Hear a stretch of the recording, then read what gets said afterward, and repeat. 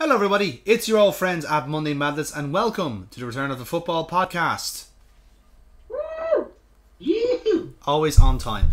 So, from the last time we joined you talking about football, we've now had a full fortnight of Premier League football to discuss, digest and other horrible verbs to throw in there. And we're going to do exactly that. Again, we're going to slightly change up the format than what we did last time out when we had these up on YouTube and or SoundCloud or Podbean, wherever we're putting this shit now. We're just basically going to try and talk about like general like stuff that intrigued us over the weekend, or 2 weekends in this case, rather than talking about actual individual matches as such. So, with that being said, then we're going to start off today's show with the fun, like, you know, or unfun person in the league, as the case may be, and that's Jose Mourinho. So, any takers on Jose Mourinho? Who'd like to start on him? I'd like to disagree with you on him being unfun person. It's been fucking brilliant. Okay, Neil, you have the floor. No, it's just been so hilarious now. Like, it's funny, because up until recently, I was just like, oh, he's just been a moany prick. He's just been a moany prick. He's just being a moany prick. You know, Yeah. It is typical Jose, third season, the wheels fall off the wagon, that type of shit. He throws all of his toys out of the pram and starts, you know, demanding 400 million quid just to show up and scratch his hole. Yes. There was a good, Cara and Neville's, you know, pre-angry sex, angry. It's called the pre. It's called the pre-cum in the biz, Neil. Exactly, yeah. And no, Neville made actually a decent enough point. He's actually made a few of them over this week, which is quite worrying. Shocking. It is actually quite shocking. But he made one that, like, didn't they give him like a new contract last season, like as January? Yeah, it was a new. I think it was either 3 or 5 year contract. It was long term for Mourinho anyway. I'm fairly sure it was 5 year actually. Yeah, it's exactly. It took it to 5 years or something like that. Yeah. Yeah. But the thing is like, why give him that and then don't back him in the fucking transfer market? You know? So why tell him? Why give him an extended contract and then not give him any fucking money? Yeah, I suppose for context then, I suppose like just for listeners who may not be up to speed or whatever it is, in terms of the 2 weeks that Jose has had, this kind of has started from maybe the end of the transfer window. And we were like, as always is the case with Deadline Day, we always like to dip in and see what the fuck's going on. And I don't think many people at United knew what was going on either, by the looks of things. Because every hour of the window, there was another defender linked and a potential bid stuck in. I think, correct me if I'm wrong. They linked with everybody. It was actually quite stupid. Like, there were every fucking name. Anybody who was a defender was just getting tossed. Yeah, exactly. It was just like... And, like, people who were very settled in their clubs and heard, like, you know, there was the Maguire kind of inquiry early on in the summer. And that kind of looked like... right, well, that's going to be their plan for the summer. They're going to get Maguire, and that'll be then kind of sorted at the back. But then when he didn't go, it was like, they're like, oh my God, we thought we'd have him, and now we've no one, and I think they forgot how to tactics or something. How to beat Man United. They just threw, like, this name. It's like they had a dartboard of defenders, and they're just throwing, like, right, we'll stick a bid in for him. Yeah. And... yeah, it was mental. Hilarious for people who aren't Man United fans. But, Because even off the top of my head, I'm trying to remember the names that were linked, even just on that day. It was, as I said, Maguire. Godin. Yeah, Godin was like the most, like, the biggest one of the day. And then suddenly... Weren't they supposedly linked with, like, fucking Varane as well? They tried Varane, but no chance of getting him. Like, you'd have to be paying, like, a record, like, transfer fee overall, let alone for a defender to even get him, to even have a sniff. So there's no way you get Varane, especially like Real Madrid know, like, if they keep him, they're winning trophies. He's just a good luck charm at this stage, you know. But they're never going to get him at all. At least with Godin, he had like a last year of the contract, and ultimately United were used as a ploy to get a better contract off Atletico, which is kind of a sad thing to say if you're a United fan, because when's the last time have they ever been used as a ploy for anything? Yeah, that's just where they're at now, you know. Yeah, exactly. But Rachel's right. Like their entire transfer dealings could be summed up by that gif of the guy bashing on his keyboard going, I can't typing. Yeah. That's actually kind of a good comparison. So anyway, after the transfer window closes, they are immediately thrown in then with a match against Leicester, which they win 1-0. I wasn't there to watch it myself though, but by all accounts it wasn't the most convincing win of them all. The big talking point though was Pogba being declared as the Man United captain, which I don't know about you, but that sounds like a bit of pacification if you ask me. Yeah, that 100 like appealing to his ego kind of. He could have moved away over the summer, was tempted to move back to Juventus. There was talk that he was going to go to Barca. That Barca, did they put in a bid in the end, or was that just still in the rumour mill? No, there was a bid. There was a bid. Either way, he had his head turned, and being the kind of superstar player status that he had that kind of pull over the board of, well, like, I'm going to go. And Mourinho, who hates that type of player and who does not work well with those type of players, just had a hissy fit. But then I think this is a case of like, right, if I make you captain, will you just do what I tell you for once? And suppose he did. Well, that's the baffling thing, because like I've never seen like such weird celebration. Like, you got your first like win of the season, you're off to a flying start. Like, this could have easily gone so terribly wrong. From a United standpoint, because they could have just down tools and Leicester could have walked all over them, which at home would have been disastrous. And to be fair, Leicester did. Oh yeah, and also push them in the Leicester, end. by the way, it's not as if Leicester lay down and died. They hit the post twice. Yeah, exactly. Like, they had opportunities. They could have easily won the game.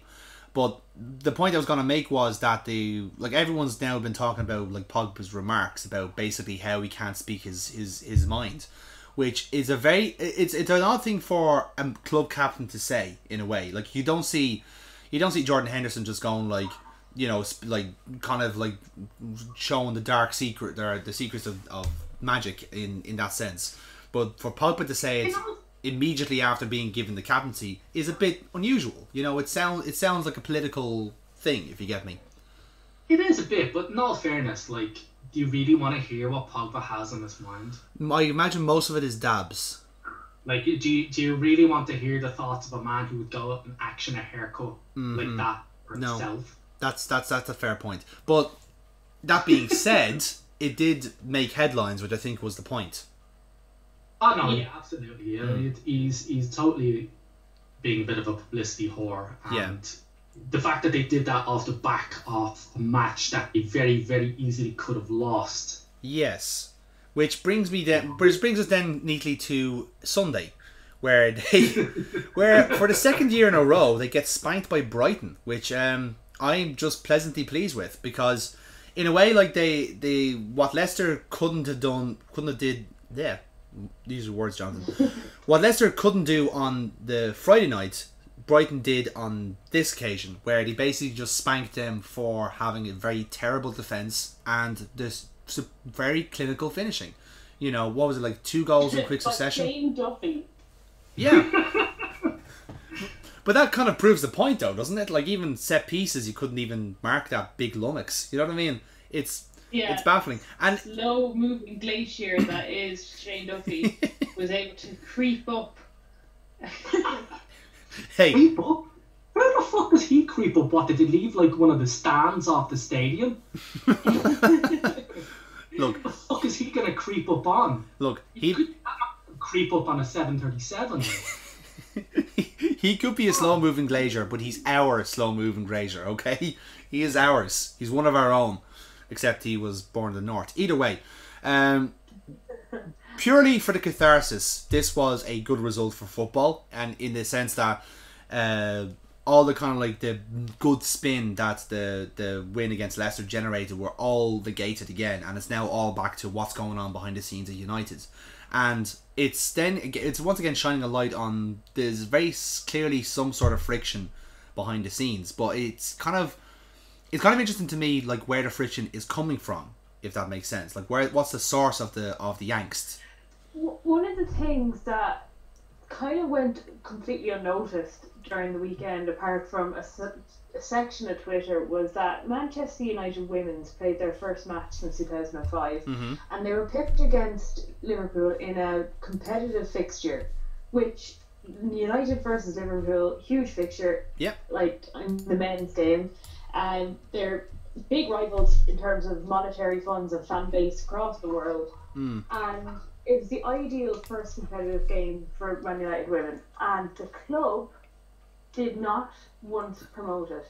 Even the women's dedicated Twitter feed only posted half-time and full-time results. Right. Jesus Christ. They were playing on the same day as the men's, which was kind of one of the reasons they said that, oh, we weren't going to promote it because we were focusing on the men's sort of section of it. But like, if a club, the reason why the whole like Man United women coming back was such a big thing, because you've got this massive club who now have a stakehold in the women's game, and the women's game is only going to grow because of the fan base. Yeah. And then you absolutely zero promotion for it. A lot of people were interviewed by women's football journalists and said like, oh, why didn't you go to the match? Like, their Man United fans are like, oh, I would have totally gone, but I had no idea it was on. And for like, between the result that happened on Sunday and then also the lack of promotion for the women's team, and they actually won against Liverpool, who are a division ahead of them in the game, like, and there was little or no fanfare over it. Like, just the club seems to be in a bit of a mess as a club, as a whole thing seems to be up shit creek. So you're saying it's better than what City did. City had City had their ladies' game at the same time as the men's game. Not just the same day, the same fucking time as well. So I'm like, oh Christ. So going back to that point, then you're saying that you're kind of suggesting at least that it's more of a corporate issue than with United. There's actually, like, from the actual level above Mourinho is where either the friction or the non-existence is, really. There's a general club malaise there. Right. So we're kind of saying that's what I would think, is that, like, I don't like Mourinho, and I'm enjoying seeing him being torn to shreds. But at the same time, I think it's coming from a top-down sort of rot. Right. So that would imply then you're saying that would imply that Ed Woodward is not to say the culprit here, but it's where everything is coming from. He's got to be a big player, yeah. He's got to be a big issue that if he's not on form, then the club isn't going to be on form. Right. Because that's funny, because a lot was made about him after the Brighton game, and the camera was kind of fixed on him for quite an amount of time. And after full time, he was apparently supposedly sitting in the director's box there for a good 2 or 3 minutes and not actually doing anything. You know, kind of like in a sort of a pensive mood. And a lot was made about that, about his kind of like his body language and like basically the fact that he wasn't actively doing anything. He was just staring into space, looking kind of like in despair in a way. Like the body language is so odd from him, especially when like you see like videos coming out of him and Mourinho interacting, or lack thereof. Yeah, I would agree with you in that sense that there's certainly something not right with Woodward, but I just don't. Fuck Woodward. Yes, I would agree on that, Mr. Fucking spoofer. Although language, their body language, I think out of Mourinho, the actual language that he's been using, I think he spent was post Brighton, the post match interview after the loss, basically accusing Steve having no class for a few times in that stupid fucking documentary that they put out. Yeah, it was just it was very weird, because he just started deflecting straight away, didn't he? Yeah, that's just it. And in all fairness, he wants out. He wants to get sacked. I think one thing he was saying that they should change the name of his job from manager to head coach. Yeah. Pretty up and kind of, I have no control over the fuck we sign. I'm just handed players and then that's it. I have no faith in this fucking club to do what I tell them to do. So he's eyeing for the exit and the contract, but I don't think he'll get it, because that contract extension, I say his buyout clause is fucking gigantic. Well, listen, if Alexis Sanchez's contract is anything to go by, United would actually be hemorrhaging money to get rid of him. So I think that's where the issue lies, that You've now, like, for Woodward, he's now made his bed. He stuck his guns with Mourinho. And if you ask any United fan, especially traditional United fans who were there even before, not necessarily before Ferguson, but there are club philosophies in place there, and that is to develop your own players, to give youth players a chance to play with width. And Mourinho doesn't do that. That's not his style, in a way. His style is to win matches by any cost. That not necessarily do it by style. Well, in any case, it'll be interesting to see what he has to, what will happen next week, because they'll be at Spurs next. Yes, I was about to make that point. That's going to be an interesting one, because you know they're a team that are they have grand illusions about themselves as well. So like it's going to be, you know, an interesting. Two mad LSD hyped drunks fighting in a park. That's exactly it. What a splendid metaphor that was. No, I actually just walked past that on the way here. So. Okay, that was fresh in your mind then. I like that. But yeah, much to that point, it's going to be intriguing how that goes, considering Spurs have started a lot better than I thought they would. But then again, they've immediately jumped all their first team back in. Like, all the French players and English players are straight back in without any sort of respite in a way. But they got the results and for also it. They did two easy enough matches to start off with. Yeah, that's true too. But and they played Fulham over the weekend, beat them 3-1. Fucking who did they play the week before that? I want to say wasn't another promoter side, Newcastle. Yeah, it was Newcastle. Yeah, so Newcastle and Fulham, not exactly the fucking red hot prongs that we got in the first two matches, you know. Which is a fantastic. The only real talking point from that is that Spurs have actually decided to start playing Alderweireld again. For some reason. So, keep them happy, presumably. Apparently he played really well. Just to show off to United that they didn't sign him properly. Yeah, exactly. In any case, a player, and he is a very good defender. If you got a player that good, you fucking play him. Yeah, exactly. As opposed to trying to sell him off all summer like you were trying to do. But hey, who are we to question the almighty tactics of Daniel Levy? Who, as you can see from his massive negotiations, he's negotiated another couple of months at Wembley, which was, you know, a masterstroke, really, isn't it? That's because the toilet that they've built isn't actually safe to even shit in. Yeah, but Neil, you're forgetting about spin here, right? The positive outcome here is more time at Wembley. You know, like, new stadium, schmadium, you know, like, I mean, it worked out well for you guys in the end, but come on. New stadium is nothing really in comparison to playing at Wembley, with the birthplace of Sir Harry Kane, as the new history books will be written in a couple of years' time. Oh yeah, he finally scored a goal in August. There's a big thing about that now, that he's finally broken his August duck. That was maybe it is if you're an Englishman, but for us paddies here, that just doesn't seem to be like a thing. For anybody who's not a Spurs fan, I don't think that too. Yeah, I mean. Yeah. I mean, if you look at enough stats, I'm sure you're going to see blind spots for all types of players as well. Like, it's not exactly a thing like that Harry Kane would have. It's just a way of shoehorning him into the narrative. Yeah, that's true. Get him on the papers. So yeah, it's a way of getting him into headlines and, you know, like showing off. Oh, Harry Kane! Look at his beautiful face. That was literally a face only a mother could love. Yes, quite. So anyway, let's transition on then. Speaking about North London clubs, let's talk about Arsenal, who've had a very chastening start to the season, going up against two title contenders, it has to be said, really, in Man City and Chelsea. Before I give my 2 cents on the issue, because I've watched some of Arsenal's start to the season, I'd like to hear about between the two Gooners in the room. How has your start to the season been? I think it was expected on a level that, looking at who we were drawn against, we've got Manchester City, who, you know, last year's winners, and then Chelsea, who, you know, are always, you know, in contention. And I think we failed to win against Chelsea in the last 6 occasions meeting them, which isn't good enough. But 5 losses and 1 draw. Yeah, that's is horrendous stats.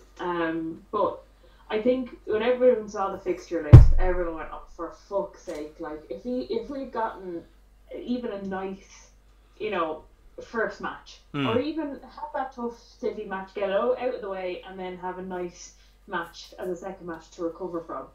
But now Emery has got 2 losses out of 2 in the Premier League, and people are starting to wonder, does he know what he's doing? But that is kind of ridiculous to think so early on to a manager's career. Like, could we expect? He didn't do a whole lot in the transfer window in terms of he shored up where we were missing. He didn't bring in anyone new. I think it was very optimistic of us to think that. I think the most we could have hoped for probably was 2 points out of that, and we didn't get them. But for a complete revamp of the team, to have expected that is probably a bit ambitious of us. Would you say the same there, Neil, as well? Yeah, well, see, that's... Yeah, I would agree. I was kind of expecting us to lose, obviously, against City. Team that they pull out, and I was kind of thinking that we'd draw against Chelsea, and in all fairness, we very nearly got that. Yeah. Could probably maybe win that match. Definitely deserved to draw. So yeah, but the weird thing is that I've never been as positive after a loss as I have been after these two. Now the thing is, I should caveat that with our fucking defense is fucking shambolic. Yes. Still, yes. But the team's actually, you can see what he's trying to do with the team. He's trying to press from the front. There's a really high line. And it's a real problem that our 2 goals, actually I'll take it in particular, our Chelsea, against Chelsea, our 2 goals were basically fundamental errors. Particular the second goal, and Morata just turned fucking Mustafi inside out because Mustafi decided, you know what, I'm just going to play him onside. Because if you take a look at that second goal, I'm not sure if you've got any of the highlights or anything like that, but just watch the highlights after we're done here. Yeah. Because everybody is in their half, by the way, bar check. Yes, I do recall you were very much playing a very compact system and playing so high that you weren't actively playing onside. I think Jesus Christ, going back to the oracle now that is Gary Neville, at all times there was an average of 35 yards between our strikers and our defenders. So that's how compact the team is playing, and it's really easy to that's quite good. But all of our defenders were in their half, so they're past the halfway line, right? Yeah. So typically there's no offside. You can't play as anybody offside if you're in the fucking half. Yeah, exactly. Yeah. The 2 central defenders are around, and you can watch it there because I watched the extended highlights just before we came up here. Yeah. You can watch the 2 central defenders, Saki and Mustafi. And they're there. Socrates isn't looking at at Alonso. He's got his back to him. He's actually slightly ahead of him. So Mustafi has, Morata, not Alonso. Morata in front of him. So he's got 2 options. Tell Saki, by the way, guys here, do you mind marking him before Azpilicueta puts the ball over? Because the only place Azpilicueta can put the ball to cause any kind of danger is right into that area, just in the centre of the pitch. You can't fire it down either wing, and if he puts it too far to the left or to the right, it's not going to be good for Morata. He's not going to be able to do anything. He has to put it into the centre. So you can either talk to Socrates, which doesn't make any sense because Socrates is ahead of him and he's got his back to him. Yeah. So it's an option, which is what he should have done. This is fundamental. You teach defenders this when they're fucking kids, is he should have dropped off 2 or 3 yards. That way, when the ball's served in, he's got a 2-3 yard, maybe 4 yard head start, and he cuts the danger out. What he does is he stands there like a fucking muppet and basically just tries to outrun Morata, which isn't going to fucking work. I mean, I know Mustafi's quite quick for a big guy, but he's not going to Morata in a foot race. Especially when you're on the turn as well. Exactly. So when Azpilicueta puts the ball over, Morata's well onside and he turns him inside out far too fucking easily. Yeah. I think that's kind of a tactical kind of like ignorance in the way, because we were able to cut open West Ham on the opening start of the season in the same way. They were playing the very high line that Pellegrini likes to do with his teams. The difference was that I think that's probably the first time they've ever done that back 4, because there's no real changes, but I think they had one new player in that back 4. but more or less it was the same one that Moisey had the season prior. So the first time they were playing so far up in a way. So whenever like Mane was like basically pinned to, I think it was Agbona, he was able to just turn around them basically. And even then, the new lad, I think it was Balbuena, I think Rice was there as well, and they just weren't communicating. They weren't able to keep the same line. And yeah, arguably like Mane was offside for the second goal, but for the actual like for the 2-0, Mane broke the trap so easily that he had 3 players he could have passed to. They were all onside because they all moved at the same time. So yeah, I see where you're coming from on that front. But what I would say differently is that, as opposed to West Ham, where when they played a high line, their 4 defenders just stood there like fucking statues. Yes. Our defenders should contribute. I mean, yeah, no, they really did. I mean, Bellerin, people were slating him online, and I was like, you do realise that were it not for the fact that our shooting was our finishing was atrocious. Yeah. He'd have had a hat-trick of assists. That's one of the things is that the defence is always going to be an issue until they can get used to the new methods and whatnot going on with Emery. The defence has always been an issue for the last couple of seasons. He's looking at a method to improve that and get them calm under pressure and pass the ball out of play, but he was kind of, that whole system relies on Aubameyang being on form and Lacazette being on form, and that just wasn't the case. Like Aubameyang had like such nice chances for him, and he didn't make the most of it. And his chance at when we were 1-0 down to make it 1-1 was fucking shocking. I mean, he was alone. I mean, Hector Bellerin burned. It was a great pass from Mkhitaryan. Actually, great pass from Guendouzi, by the way. Guendouzi with a brilliant pass to set Bellerin free down the flanks. He gets to the byline, pauses for a bit, under pressure. Fantastic play, actually. Pauses, under pressure, cuts it all the way back. The Aubameyang moved perfectly because he's held back. He's not being pulled in by the defender. So he's held back, so he's alone on the fucking penalty spot. He could have just stopped. He had enough time to stop the ball and figure out where to fucking put it. Yeah.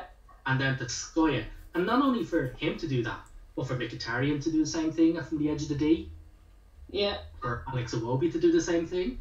For Mesut Ozil to spurn a fucking fine chance. He wasn't on the penalty spot, but he was surely off the side. I mean, I've seen him score far, far harder goals. Yeah. That's it as well. Like I was wondering, was it a case of like nerves because they hadn't played well against City like that? They just really did not play well. And I was wondering, was it a case of that they were actually starting to play well against Chelsea and they were like, oh my god, it's actually working, guys, we're doing it, and oh shit. Yeah, definitely. I mean, that actually worked because I didn't watch the Chelsea match because we were at the thing, but a friend of mine was texting me through it, and he said that the first half an hour of the first half, he's never seen a team play as badly as we did. Yeah. But it was like he went literally on 28, 29 minutes. It was like somebody flicked the switch and we were slicing them apart. He's like, you were fucking brilliant. In particular, I've looked at the replay of the second goal, and I think all bar one player touched the ball. So it goes from check, goes through 9 other players, and then winds up 50 seconds later in the back of the net. I'm like, yeah, that's exact. If you want the perfect example of how Emery wants this team to play, look at the replay of our second goal. That's what he wants.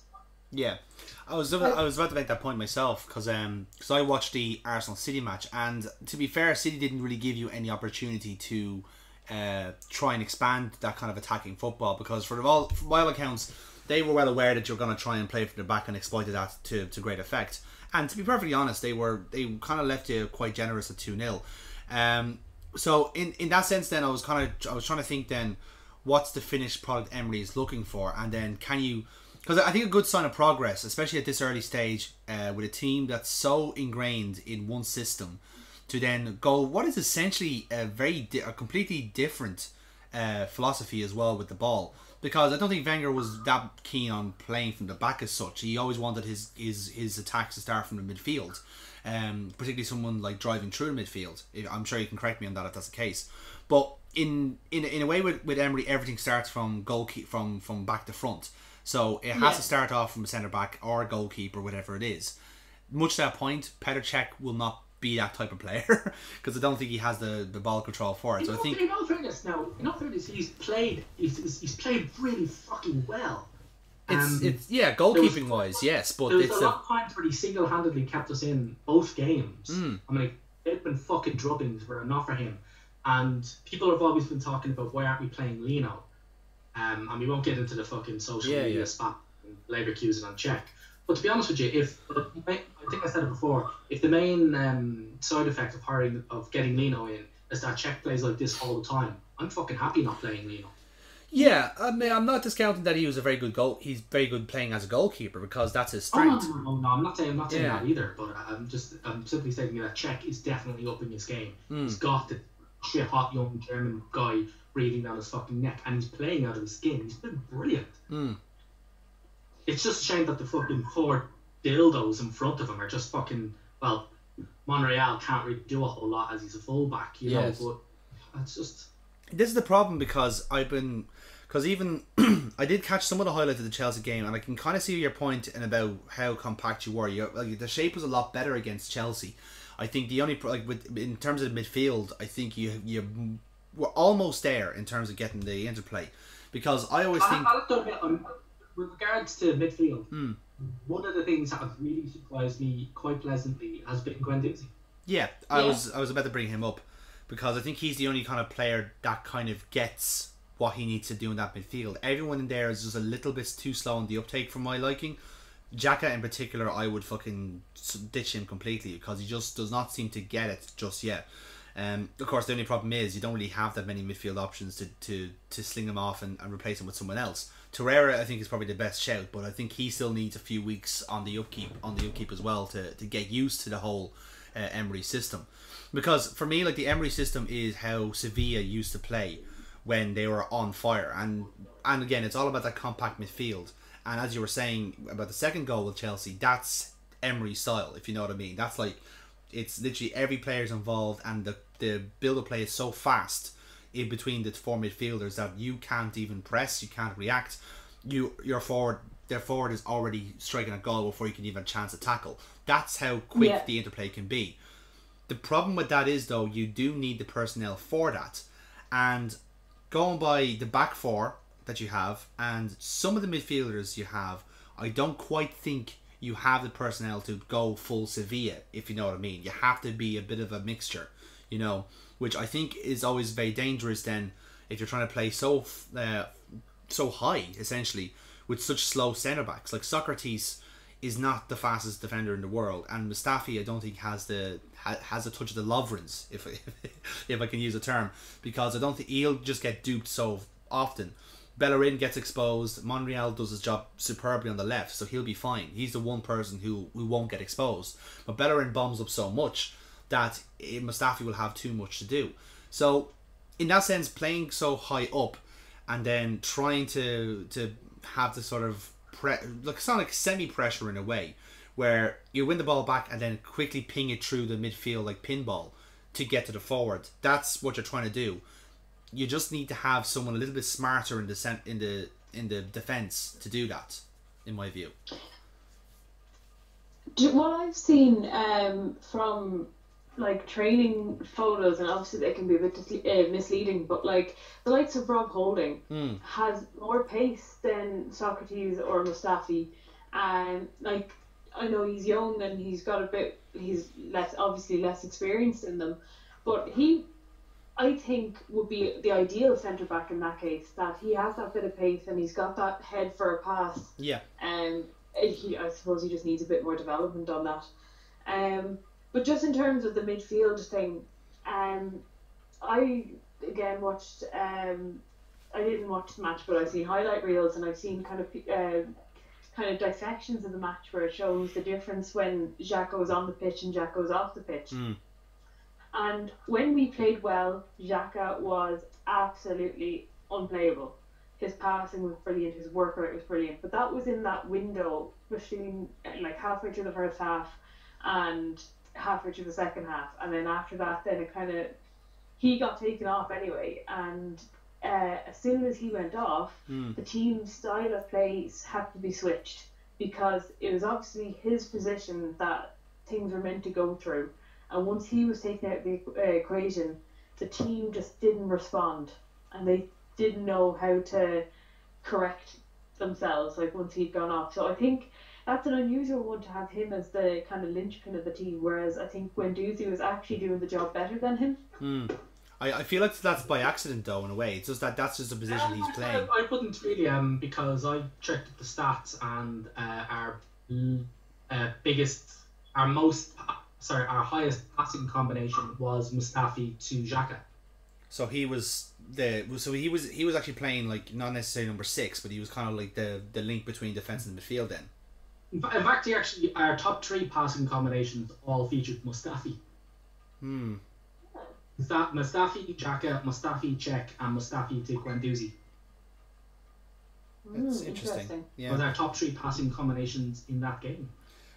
But yeah, I'm also, a lot was made about how much worse we played after Xhaka went off. I think also you need to realise that in and around about that time, Chelsea threw on Eden Hazard, Mateo fucking Kovacic. Yeah, that's fair as well. Yeah.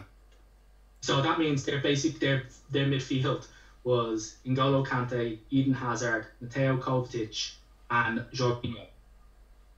Like, fuck right. That's kind of an interesting question, really. That's something I build in FIFA. Yeah, I was about to say that's Ultimate Team, I think, isn't it? That's what everyone has. But yeah, exactly. So the fact that we restricted that kind of midfield, that team, to just one goal, I'm happy about. So that's the question I kind of wanted to pose, really, is that because I've at least noticed from the first 2 games there is a noticeable improvement, at least in the midfield and how they're playing with each other. I still don't think it's perfect. Yeah. You still need to ditch the players that are not going to be able to work as a unit in the midfield, because everybody does want that. That comes through time. That's what I read. Like, I think the Socrates and Mustafi partnership will be given some time. I think maybe I think we got West Ham next. Yeah. Then I don't know who we have after. I think we've got Everton after that. I think if after both those games, those two still aren't really working together, I think Emery will start chucking in Holding, and start giving him a run out. I think he's road testing everything because he realizes that he's had to do it. Yeah, you know, because in all fairness, right? Funny little stat there. We scored 2 goals against Chelsea. You mentioned that. The last 6 times we played them, we've not beaten them. Yeah. Those 2 goals are more goals than we scored in each of those 6 games put together. So that has to be a good omen then. That's it. Like, in all fairness, I was actually being spoken to about tonight at football. The last E game and the Chelsea game, I would watch them 100 times more than the last time we played City under Wenger and the last time we played Chelsea under Wenger. Because the last time we played City last season, we just looked clueless. The team didn't have a breeze what the fuck they were doing. Yeah. Even when we played Chelsea, it was ridiculous. We didn't know what the fuck we were doing. That team, like the last 2 weeks, alright then, we lost and the defence was all over the place. But I see a team trying to do something. I'm no longer watching us going, oh fuck me, really seriously, what next? I'm going, Jesus Christ, if that pass had worked, he was fucking through. I mean, just look at all the chances we fucking created. Like, we could have been out of sight by half time. That's the point I wanted to kind of bring across, that I think there is a tangible difference happening, but I think it's a huge difference. Yeah, that's what I'm saying. Like, you can see it in the midfield. Like I said, it's not near. It's a near fit, if anything. You guys are still playing with with one up front, or have you now started playing with 2? I can't. In all fairness, that Lacazette comes on and to play with the second up front. Okay. There has been Aubameyang by himself. So you have started with 1. Yeah. Okay. I think probably in future I'd say because I think Sevilla.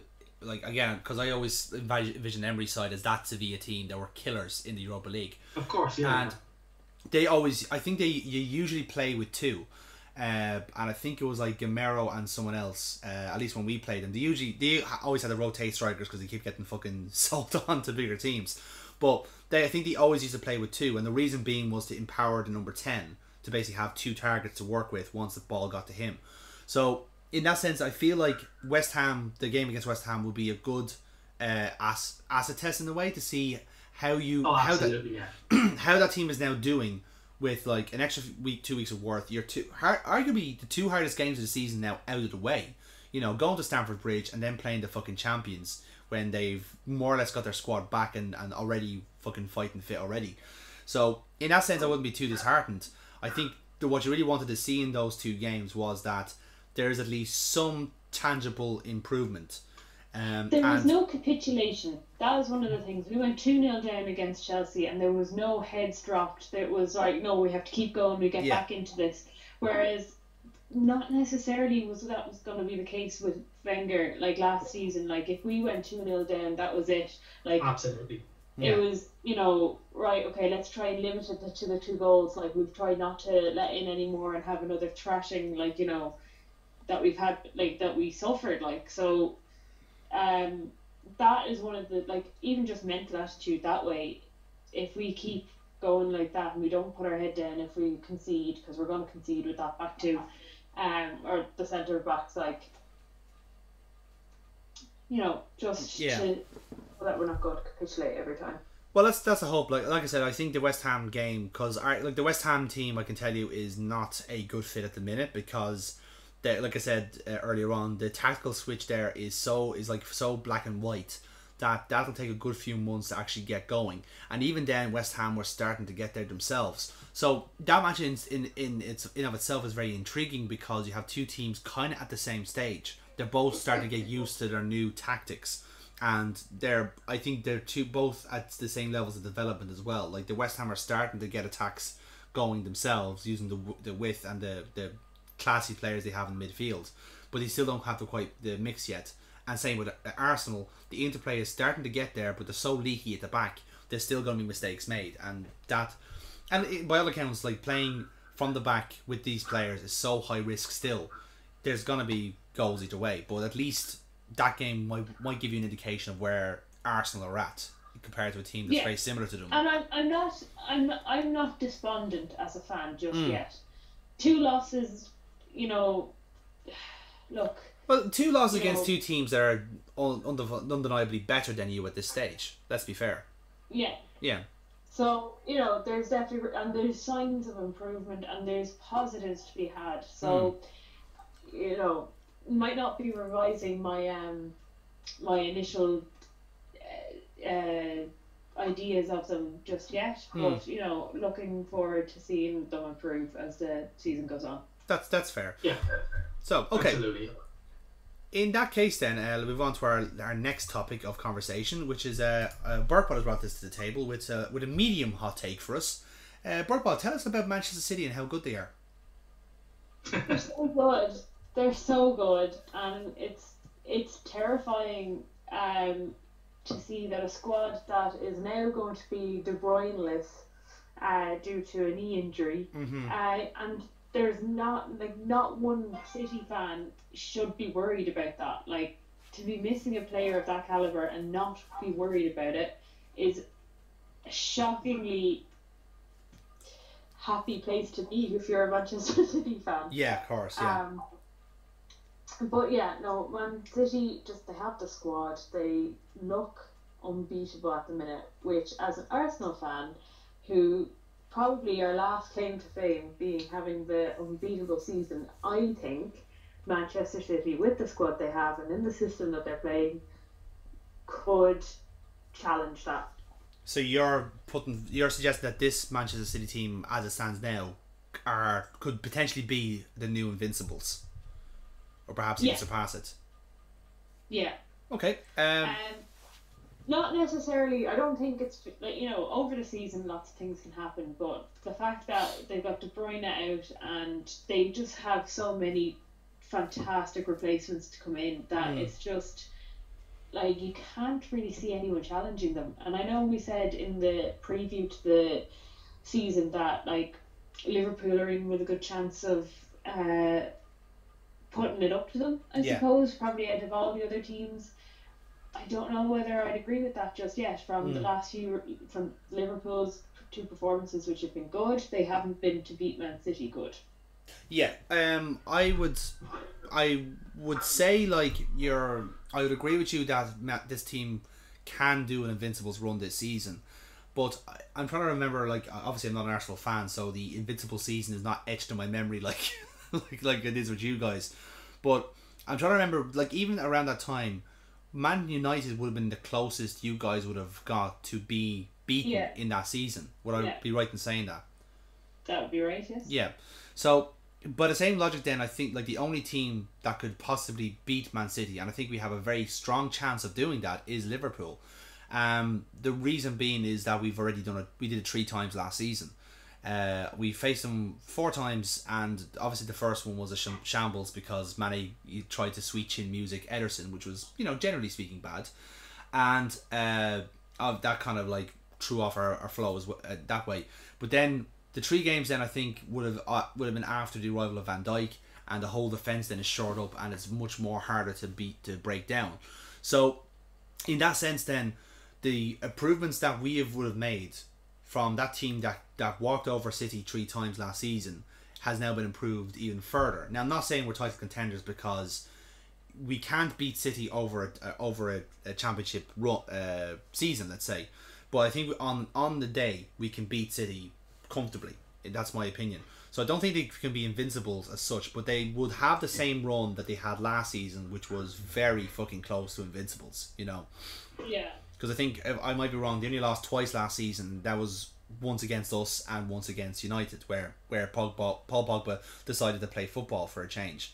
So in that sense, I do agree with your point somewhat, but by all accounts, this is the same team that played last season plus Mahrez. That's the only tangible difference, and that's purely for squad depth. So in that sense, they're just more or less staying the way they are. It's up to now teams like Liverpool to start chasing and to start basically competing tit for tat with City. You know, even when it comes down to goal difference, you're gonna have to have games where you're beating teams 6-1. You know, that's where it's gonna get for us. We have to now beat teams comfortably to even stay honest, or even to keep City honest. Yeah. So because even like David Silva had the game of his life the other day, and it was really ominous, I suppose. As you know, he played well last season, but he was missing for a few of it. You know, personal reasons. He missed a couple of matches. And actually, his personal reasons showed up at that game. Yeah, his little son. And look, whatever football club you support, you know, you can't not feel happy for David Silva being able to be out there with his son and putting in that performance. So like, and the goal he scored was incredible, unbelievable. So yeah, it's just they announced as well that De Bruyne was going to be out for a couple of months, and if that was Arsenal, that would be the season gone. Like, if we had someone like De Bruyne out injured, like, that's us. Oh God, we don't have the squad depth to replace him. Yeah, same with us. Absolutely not an issue for them at all, and that is what wins you the championship. That's what wins you unbeatable seasons, and that's what's terrifying me. Yeah, because I suppose. Also, sorry, carry on. In saying that, again, another injury is their second choice keeper is out. So if something was to happen, you know, they might actually be stuck in that department. That's the thing, because I was trying to remember who's on the books still as goalkeepers at City, because they obviously just sold Joe Hart, and obviously Bravo's injured, and then I remembered who the 4th choice goalkeeper is, and that's Richard Wright. 41 years old, Richard Wright, who is technically a coach, but he's still on the books as a player, as far as I can recall. I think they'll go with their youth keeper. I would sincerely hope so, because if it ever transpires that Ederson's injured, I don't think the champions Manchester City will fly with 41-year-old Richard Wright in goal. Just throwing it out there, you know. If only they'd signed Rob Green. Oh, look, see, But they already had their obscure English goalkeeper. That's what I'm saying. They were well ahead of the game. They had them for years, you know? Just no one noticed.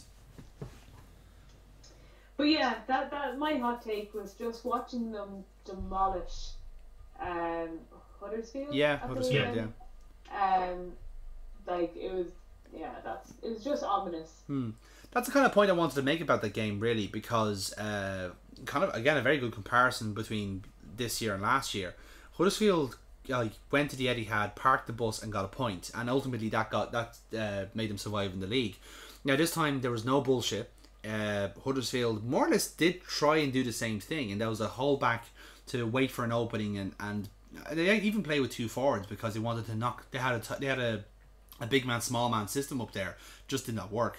They went out with a 3-5-1-1 kind of system. That's right. And again, the idea being that they basically had like a back five when they were out of possession, which again I think is a lot of teams would do that, but I don't go based off the game against Huddersfield. I don't think many teams are going to do that now, because that's been proven now to not work. Like it took a good 20-25 minutes for City to break down Huddersfield, but once they did, the floodgates were open. They found their way in, and Huddersfield couldn't respond because they were stuck in their own defensive lines. So in that way, then I'm trying to think, like, obviously City have got the cure for these teams that park the bus. You know, like the likes of Huddersfield, Cardiff's of the Premier League. Those sort of teams, which kind of makes me think then, is the best way to beat City is to essentially out-City City, if that makes sense. Is to literally just... Yeah, you have to go with them. You have to put it up to them. You have to go with them. And that's pretty much how you do it. It's an interesting kind of segue into the Liverpool match, because I think that's what Palace tried to do to you guys, and it kind of worked for a small bit. Yeah, they had openings. They didn't hold back. They didn't, try and park the bus against the speed merchants that you've got on the pitch. They actually and went for it. That it failed is inconsequential, because they sat back. They'd have been carved up like a fucking turkey. Yeah, that's the thing. Because obviously I watched the game last night, and to much of your point, they did have a game plan for us, and that was essentially to beat us on the counter-attack. And when you have so many fast, wide players, I mean, you're spoiled for choice at Palace. Zaha, obviously. Then you have the fullbacks like Schlupp, Van Aanholt. They just bomb down the lines. If they had a fast centre forward, they would be such a good team. But Benteke is such a square piece in that attack. They just can't fucking get rid of him, I don't think. Really. But I think Hodgson likes playing with that big burly centre forward anyway, to just break down walls. That's beside the point. The thing with load off Zaha as well. That too as well. Now the thing with Palace was that they defended very, very well against us. Like, they kept Firmino so goddamn quiet that Firmino basically played in midfield for the entire game. Like, he just could not get the ball at any point. I think Tompkins was sitting on him for the entire game, and he did a very good job of marking him. Similarly, Sakho was on Salah duty, and Salah has not been great the first two games. I say that after scoring a goal against West Ham, but that's kind of pedestrian for Salah. But as I say, like, he started to get more space as Palace started to press, which I think is a good sign for us, because now those sort of teams like Palace of that kind of ilk, when they try and sense an opening, then we can sucker punch them with players like Salah and Mane. And thankfully that got us out of jail. But the main thing for me about that game was it was players like Alisson and Van Dijk that got us out of jail, if that makes sense. Like, they made us win that game by keeping us in it. Yeah, Van Dijk, as much as he was criticised for his transfer fee, he has been such a solid signing for you guys. And he had a great game the other evening, and it was kind of frustrating again as an Arsenal player. It's like, oh God, weren't we in for him at some point? Oh, why couldn't we have him? Because he actually would look like he would suit our Emery's new system quite well. But that's my own personal views on that. I think he'd just suit any of the top 6 teams, because I think he just enjoys playing that type of style where everyone's bombing forward and all he's doing is just getting his ducks in a row for whatever happens. He's in there to deal with how Klopp sets up his team. See, Klopp has kind of realised that how he coaches his team leaves his goalkeepers and leaves defenders exposed.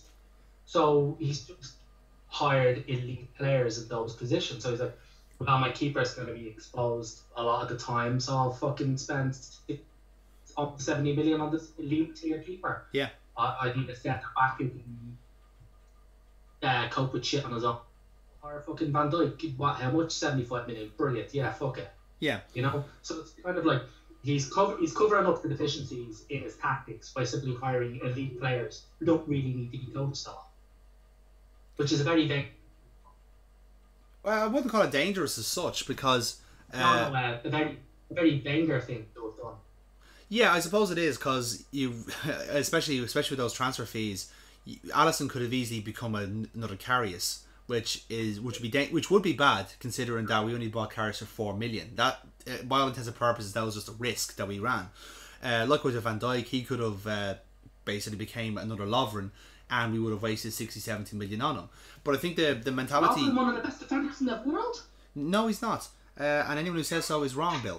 So he just happened to find himself in 2 finals this year. Let's not kid ourselves.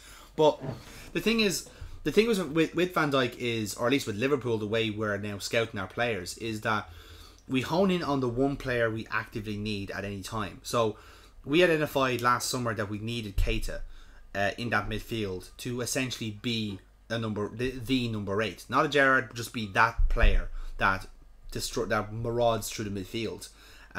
Likewise, we narrowed down all the suspects we needed for centre back, and we said Virgil van Dijk is the one. And whichever kind of like system we have, basically Klopp says, yes, that's the player I want, and starts talking to the player, which is essentially tapping up. Really, let's call it a spade here. But that's the way Klopp operates. It's saying like, I have to tell the player personally that he's who I want, and then that starts the ball rolling. Then. And yeah, you can see it in the way the players act on the pitch as well. Like Van Dijk plays out of his skin every game. Keita is starting to boss that midfield now, and it really came across in Palace. Doesn't quite have the end product to start scoring goals just yet, but he's making opportunities for himself and for others, which is always great to see.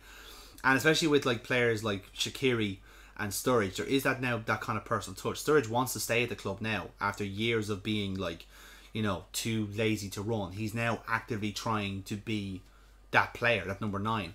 And Shaqiri, I think, will actually run through landmines for Jurgen Klopp. That's just the mentality those players have.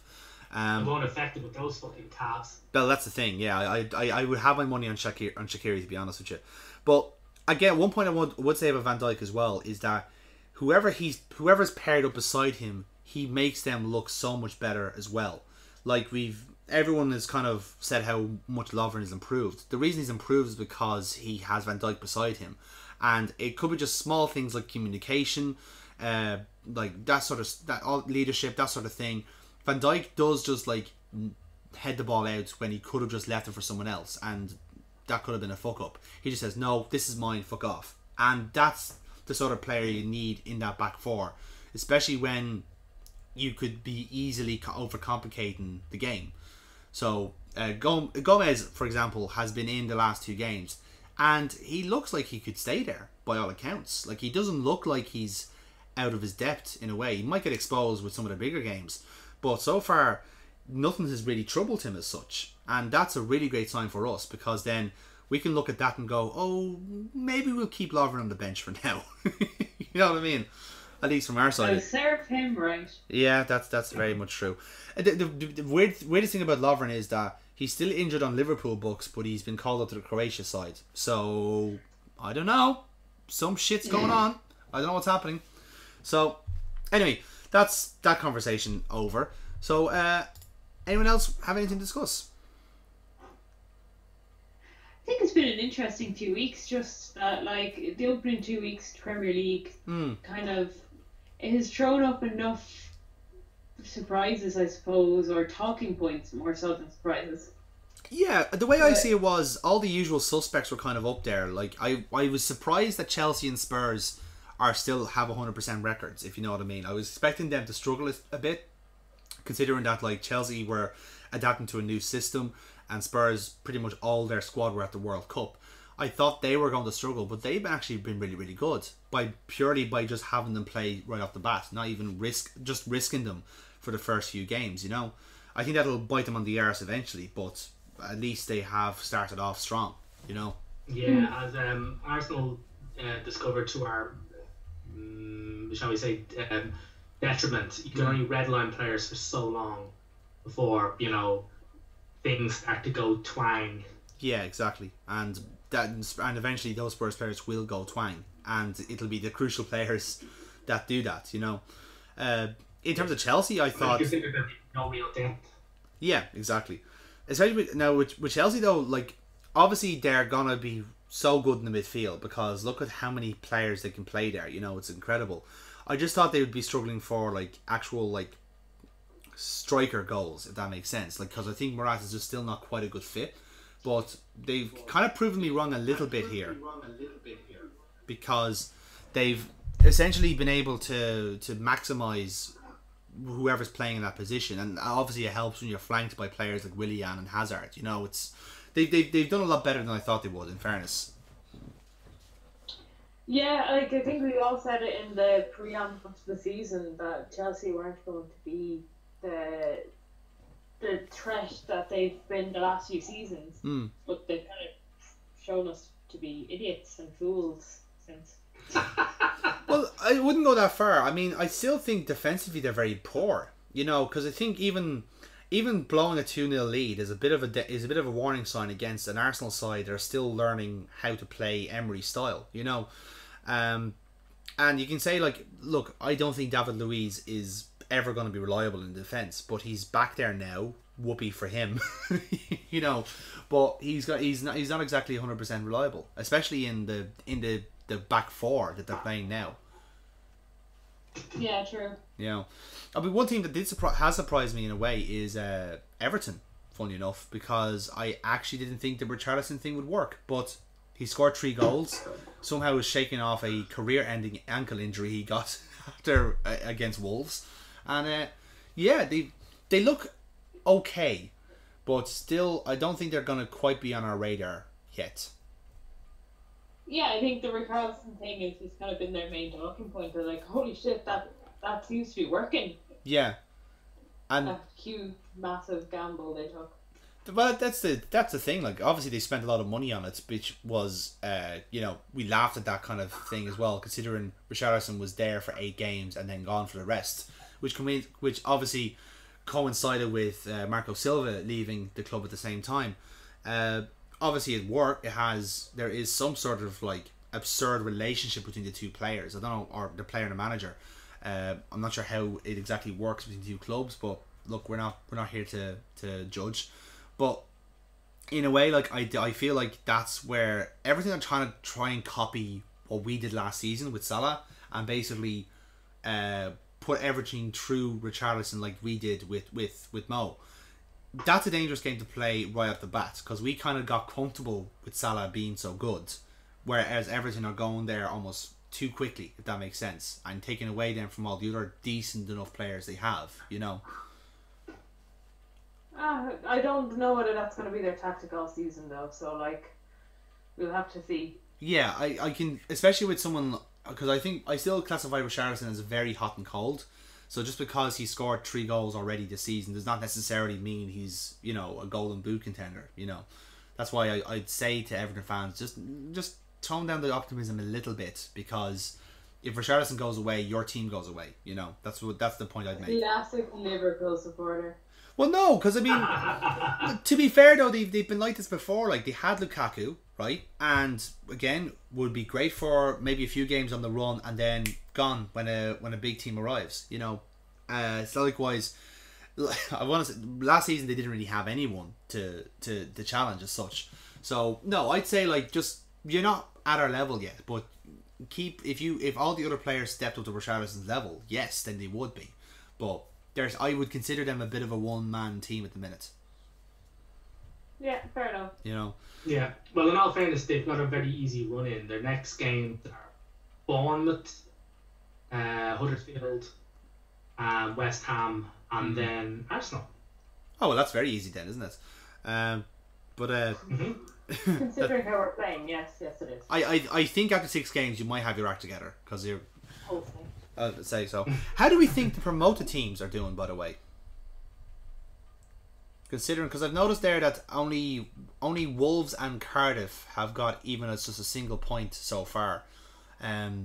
Were we expecting them to kind of like to show how good they were right off the bat, or are they kind of? I'm surprised Cardiff got points. Well, that was against Newcastle, to be fair. Yeah. True. So. And in all fairness, Newcastle missed the penalty in the 95th minute. Yes, that was a. I watched that game. I wouldn't really recommend going back to it. Not even watching the highlights. It was pretty bad. I mean, we don't do like best or worst games of the season on this podcast, but fucking hell, this is an early contender. You know, yeah. Like and also Wolves drew 2-2 with Everton. Yes, that was a really good game as well, considering how fucking wide open it was too. So, and Wolves is kind of like the interesting one here because they played really well in the first 2 games, and they don't really have the points to reflect it. You know. Yeah, I was actually just through fantasy football. I kind of wrote Wolves off, and I kind of have a couple of spare players that are Wolves players on my bench, and they've actually gotten me a few points, which obviously didn't count in because they were on my bench. Naturally, like purely from that, I can see that they're performing better than I expected them to. Yeah, because I think a good comparison is them and Fulham, where Fulham have been like creating chances, and by all accounts, were so close to putting Palace to the sword in the first match day, and then 2 sucker punch goals, and they just everything fizzled out for them. And I think against Spurs, I think that was always going to be a tough game anyway for them. I suppose you could argue with all the new players in the side, like there's like a fucking virtually a new team from the last season of the Championship. That's going to be a slow burn for Fulham trying to get that team to click then, but you could always, I suppose you can always expect a slow start from them, but at least for them, they are trying to bother teams. They're not just like Cardiff that just like give up on the ideas of football and just foul anybody in sight, basically. But I think that was always going to be the case with Cardiff, though, let's be fair. Yeah, but and also Southampton now, I think they're struggling a bit. I think they scored one last 2 games. So yeah, that it's so far. I mean, like, it's obviously you can't tell a whole lot of games. You actually can't tell anything of fucking 2 games. Which is why back in the olden days when the papers wouldn't even print the table until the 6th game. So ridiculous was it having like weekly tables printed out. Well, that's the thing. Like it's kind of got to that stage where like even managers like Claude Puel are being asked the question: are they being sacked after the game against United? Like that was baffling. Yeah. That is like that's coming from somewhere in the team, going like we might have someone better lined up. Like when he's now off the mark. Like he's won his first game of the season. What more do you want? Like, do you want a team that's gonna like fucking bother teams, or do you want a team that's gonna actually just stay in the league? Because we spoke about Leicester before. They're hot and cold. They're the actual hot and cold team. They'll have a great season one year and then get relegated the next. Like I think it's not gonna hurt to be a mid-table team every now and then. Let's be fair. Yeah, even just for its financial stability and the pressure of not being near the drop zone can allow a team a season to kind of chill and gel together and then push on for the second season. Yeah, exactly. Or the following season. But oh, by the way, Burkbot, did you know that Watford are currently in the top 4 of the Premier League? Like, I saw that blank spot when I was looking at the game. Yeah. And that makes sense now. Okay, Watford. I need to write this down. So Watford. Yeah, it's not Waterford. More like Watford. What? Yeah, I can't believe it either. Considering that we all had him down to get relegated, I don't think it's. Yeah, well, same here. This is the only 2 wins of the season, and it's just downhill from here, lads. Just sack the coach already. It's easier this way. But I suppose I'll wrap up this podcast with a feel-good story.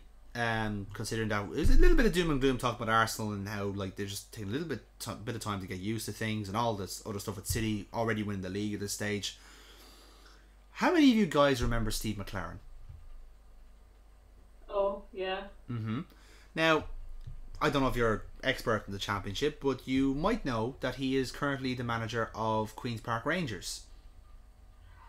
Rings a bell. Yes, it does. Now, unfortunately, QPR are having a spot to bother themselves. Their chairman, Tony Fernandez, has resigned, basically leaving a massive power vacuum at the top of the club. And that was after essentially paying out on a massive financial fair play bill of £40 million. That was after those are the years where they had signed like Rio Ferdinand and like Bruno Cesar for the Premier, or Julio Cesar, beg your pardon, for the Premier League campaign that went tits up, like in record time. I wonder who was in charge of that campaign. Oh yeah, it was Neil Warnock. Go figure. So after footing that massive bill, still under transfer embargo, and Steve McLaren in charge, it's not been a good week for Queen's Park Rangers. And on the pitch, wasn't great either when they faced West Bromwich Albion and lost 7-1. Fuck. That's after, I believe, 4 match days. And QPR are rooted to the bottom. As in, they have 0 points and a goal difference of -10. Yeah, because I think he beat them as well. Gibbs might have scored. I would say that's probably the case. I know Rodriguez was close to a hat-trick. That's all I remember from the game. But I just remember seeing, oh well, Steve McLaren got spanked again. I'm not sure how that's news. But I thought I'd bring that up because I think we needed like a feel good, like a palate cleanser, you know, from all the from all the horror stories of other managers, you know. It just goes to show you that some people just have worse days than you know. Yeah, that's true. As an Arsenal fan, I take solace in that. Yeah, take solace in Steve McLaren having a terrible time. Yeah, I do regularly. Good, that's good. Right, well in that case then, after that gloating at his misfortune, we're going to close off this episode of the podcast. I know, we're finishing on time. It's very weird for us too. So we're going to be back in 2 weeks' time with more talking points from the football that happened in that time period. But otherwise, I have been Jonathan. Those two lovely people have been Neil and Berkbot. And we will see you next time on the Football Podcast. Until then, take care everybody. Bye. Bye.